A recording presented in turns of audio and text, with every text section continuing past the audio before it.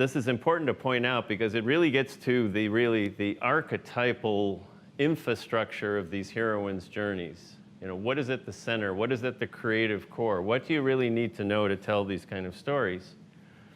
And what's at the creative core, and this is one of the questions you'll find in the Storyteller's Playbook, is that almost all great stories are based on dilemma. And a dilemma is a choice between two things that have positive values. And what's special about the heroine's journey is, on an archetypal level, that dilemma is a choice between freedom and belonging.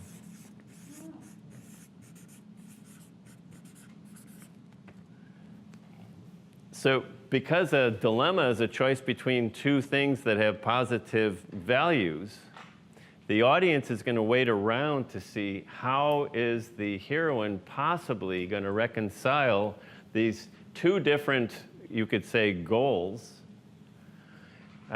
because you can't have one without the other when the story begins.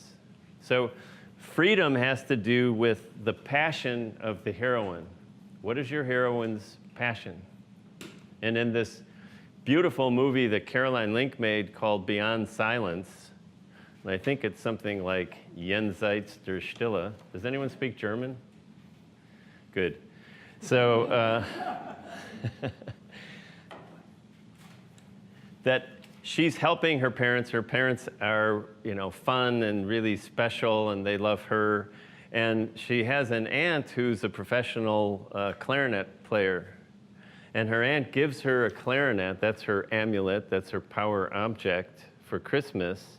And she falls in love with playing it. And so there's this dilemma that's created between belonging, which in these stories is about belonging to the family or surrogate family, and the freedom to pursue, in this case, her passion is to play the clarinet. Now, the reason why for female protagonists that it takes longer to set up these films is that the female protagonist is more deeply entrenched in the family. And so it's not about indecisiveness, it's a real dilemma to, especially as the mother and as the nurturer, to choose something like this freedom, to choose some kind of passion, like Erin Brockovich. Her passion is to bring down PG&E for poisoning this water supply. But how does she do that and be a mother at the same time?